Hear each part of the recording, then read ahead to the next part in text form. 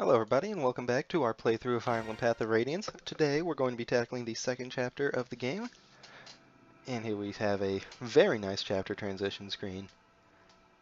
It'll probably seem like a petty thing to have favorites or preferences over, but Path of Radiance and Radiant Dawn's chapter transition is probably one of my most aesthetically pleasing in the series. They're just little things like that that eventually build up to Tellius making for my two favorite games in the series. And right now we are getting introduced to our token, our resident healer. His name is, well, I'm actually not sure what his name is. I know it's spelled R-H-Y-S, but I don't know if that's pronounced Reese or Rice. I think I've been pronouncing it Rice for years, but I feel like that's wrong. He's one of those characters that should get an appearance in Heroes, just so we can finally get some voice acting and find out what his name actually is. Although, nowadays I'm afraid every character is going to have a Camus incident. Like, maybe his name has actually been Rue this entire time. Maybe we've all just been completely wrong. Maybe Titania's name has been Tit, and the rest of it is silence. Although, that seems pretty unlikely. Anyway, we'll just call him Reese for now, because that's an actual name. I guess Fire Emblem does have a colored history of spelling conventional names in completely out there fashions. So Reese spelled R-H-Y-S wouldn't be too far out of the realm of possibility. So for simplicity's sake, his name is Reese. He's a really nice guy, like, he just wants to help his friends. He's not the typical type of person you'd expect to see in a mercenary company, and I think that makes him a pretty enjoyable character. He wants to give it his all, but he's frail and sickly, and that's not an unheard of character trope at all, but it's always more about execution than originality in my opinion, and Reese is very well executed.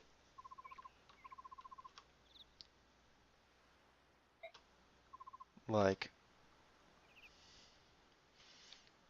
like most characters, his well-writtenness is mostly shown through his support conversations. So you're not going to get much of what makes him a good character just in the base story dialogue.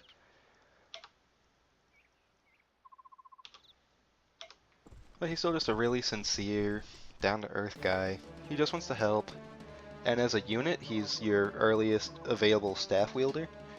And that's really all he needs to do to be a useful unit, because healing is an invaluable asset to any team. He does get overshadowed by a healer you get later in the game a bit, just because that healer happens to be able to ride a horse upon promotion, and that extra mobility just really pays back in dividends compared to being a footlocked priest. All Reese gets on promotion is the ability to wield light magic, which gives him offensive options, but he doesn't have the means to utilize those well. Reese doesn't have very good speed, and his bulk, his ability to take a hit, other than from other magic users, isn't very good. So the most he'd be able to contribute with light magic, which is very low might, by the way, like it does not hit very hard. And it only has weapon triangle disadvantage against every normal type of magic in the game, fire, thunder, or wind. It has weapon triangle advantage over dark magic, but as far as I recall, there are absolutely zero dark magic users in Path of Radiance. And I think there's only about 3 in Radiant Dawn, so its weapon triangle advantage is about as niche as you can get.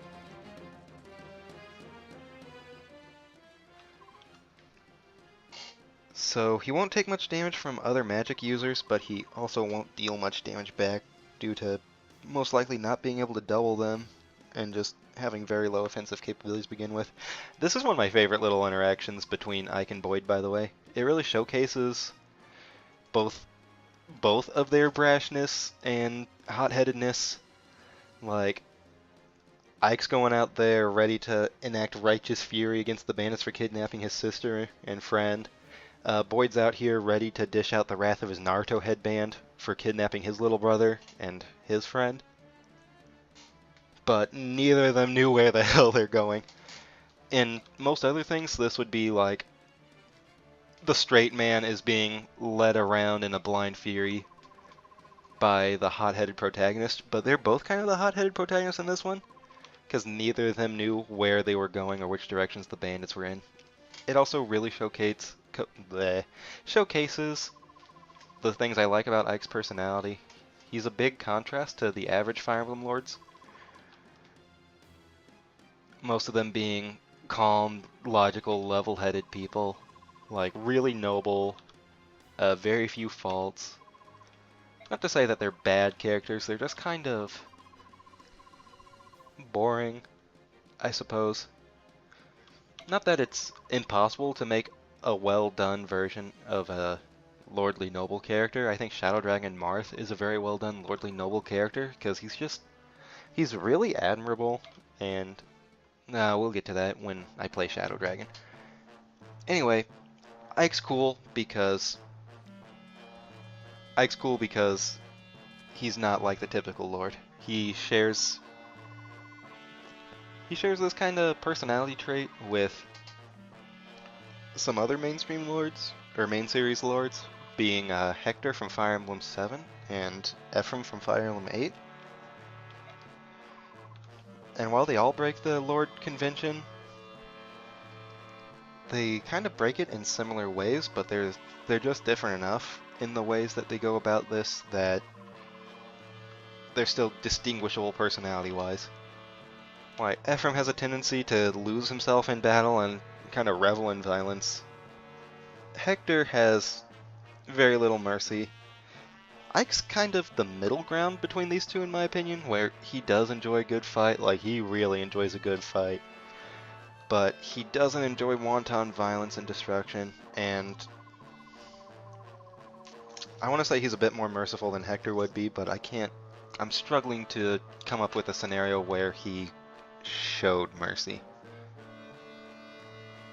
I guess maybe letting a certain someone join his party near the end of Radiant Dawn could be a form of mercy. But anyway, here we have, this is chapter 2. We're attacking a bandit stronghold pretty much, trying to rescue the younger siblings of the group. And again, we have the butt ugly bandit over here. Butt ugly bandit. I'm gonna abbreviate that to Bubs. Like Wolverine from the X-Men. What are you looking at, bub? Anyway. Let's go ahead and start this fight. So, you might notice, other than this Myrmidon right here, and this Myrmidon right here, literally every enemy on this map is an axe wielder. So their chances to hit a sword wielder like Ike is going to look like basically a coin flip, maybe even less than that. So I have no qualms about just sending Ike straight in and just going to town. I'm going to be trying to build up a support relationship between Ike and Oscar because they grant really good stat bonuses to each other. I guess I'll let Boyd move in for the kill. Unless he misses. Boyd likes to miss. Okay, good.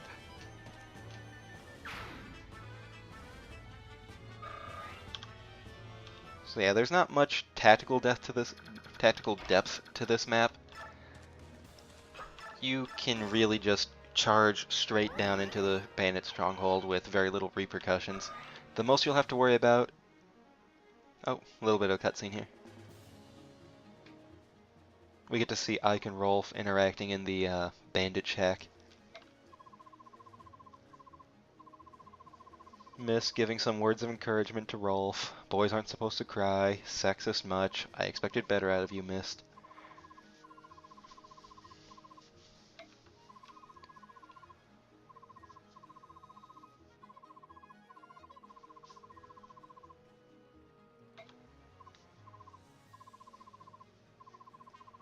sorry I've gone silent a bit here.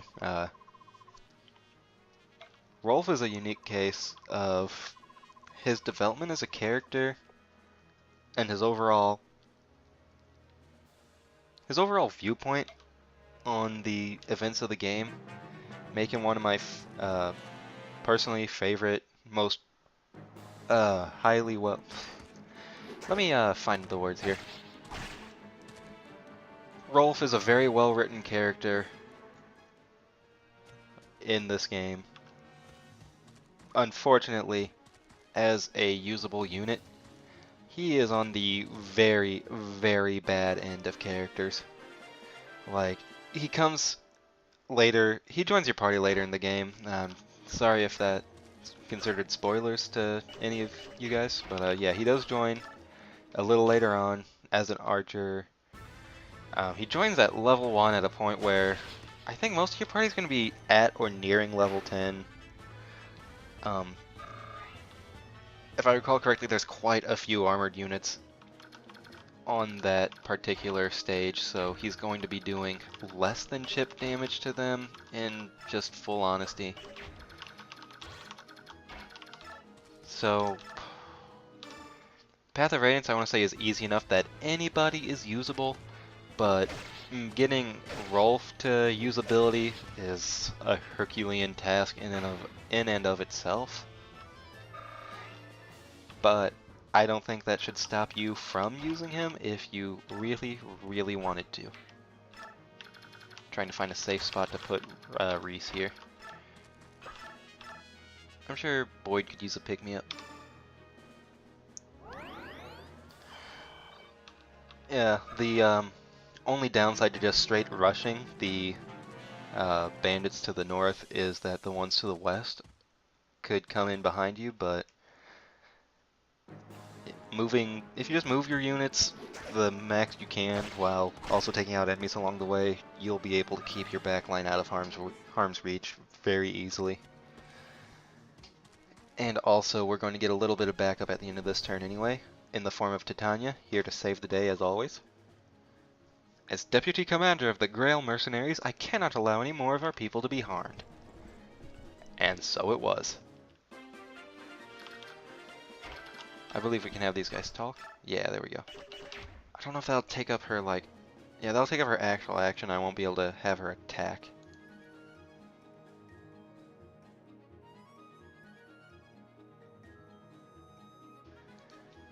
So... let's see here. 7 HP. Yeah, we'll just have Ike finish you off.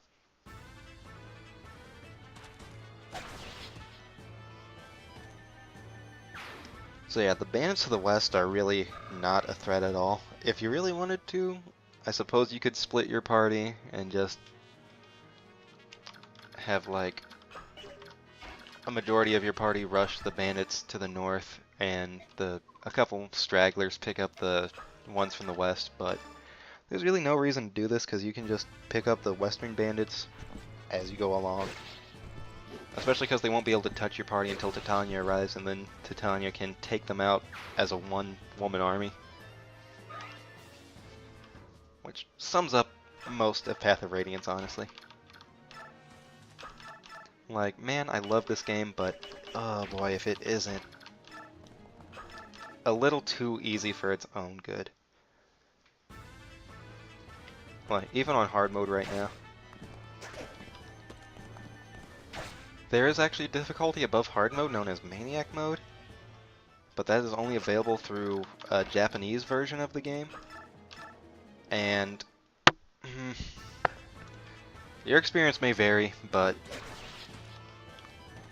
in my opinion, it's pretty objectively unfun.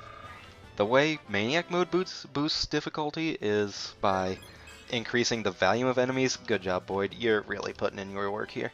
It boosts the volume of enemies, so there's more enemies on each map, like a lot more. And by making these enemies significantly bulkier than their lower difficulty counterparts. Which, and again, your opinion of this may vary. There's nothing wrong with enjoying Maniac mode, but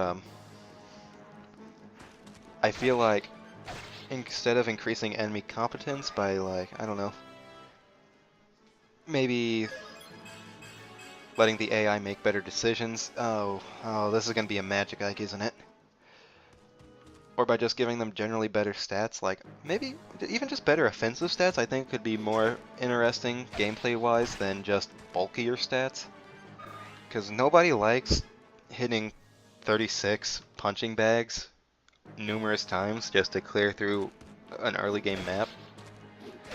I think there's a later map in the game where it starts off with like something ridiculous like 66 or nearly 70 units on the screen. Or enemy units, that is. And Boyd got a steel axe. He'll be putting that to good use when he can, you know, wield it without speed penalties. But yeah. I think I got off on a pseudo tangent about what I was talking about, but basically I just feel like that upping enemy bulk without making the enemies any more threatening is pretty much artificial difficulty. And again, I'll just put my disclaimer here. I don't think you have a wrong opinion if you like Maniac mode. Everybody enjoys something, and there's nothing wrong with that.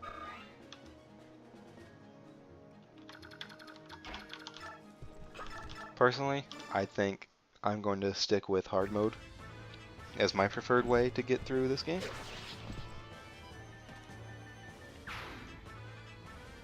Now, if you are looking for a Fire Emblem game with a bit more of a solid challenge, I do recommend checking out maybe Shadow Dragon or emulating the fan translation of Shadow Dragon's sequel. It never got released outside Japan, unfortunately. Shadow Dragon sold very badly in the West. Also, Fire Emblem 6, also you'll have to get fan translated, can give a good challenge.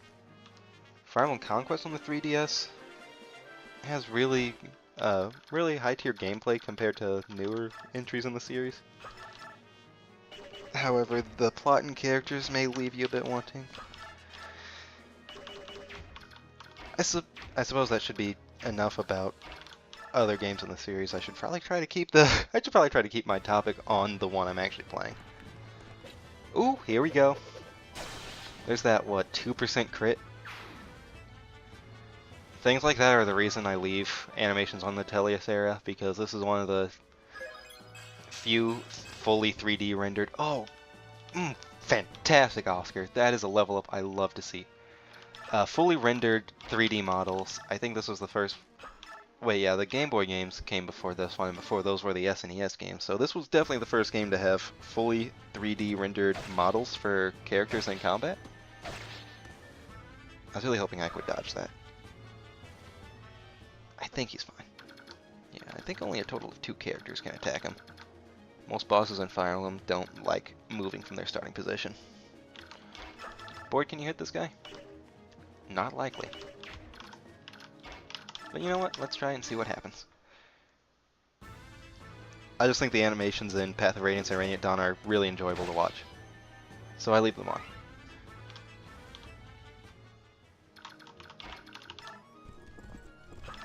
Like, especially in Radiant Dawn, some of the animations get pretty flashy, especially for the mastery skills for fully promoted characters.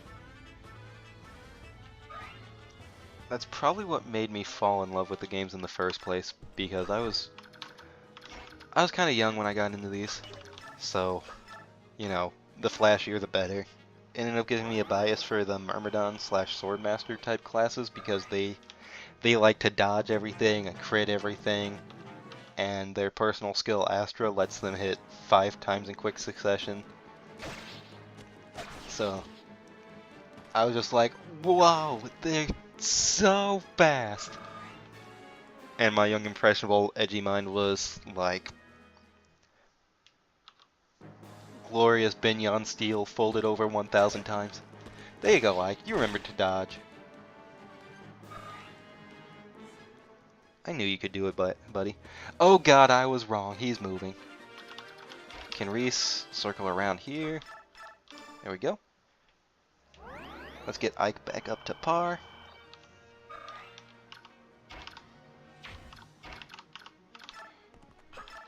Let's kill this guy with Oscar.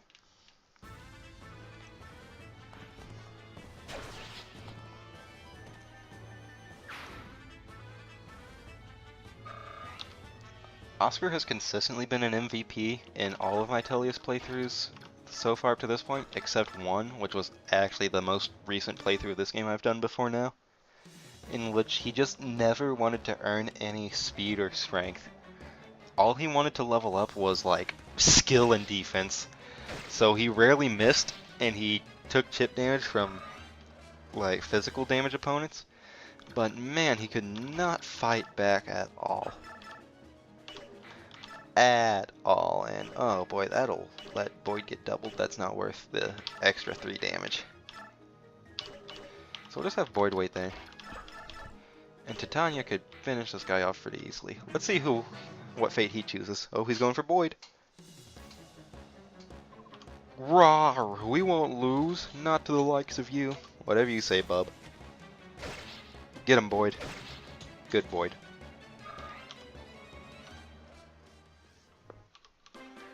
So what's the level discrepancy looking like here? 4, 4, 4, 1. Okay, so clearly Titania needs the kill.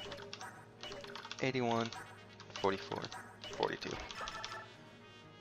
Yeah, we'll go ahead and feed this kill to Ike.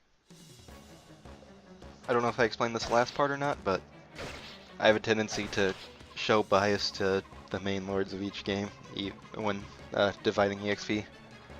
Even if they're subpar as far as combat goes, like Path of Radiance Ike is, or Roy in Fire Emblem 6, or Marth. Just because, like, they're the main character, it's their game, and I'm forced to field them. I don't want them falling behind. Hey, a Speedwing! Also, I got a really good level up there. I'm very proud of my son. I'm gonna go quiet here as this cutscene plays out, just because I feel like I've been rambling over them, so I'll be back as soon as this is over.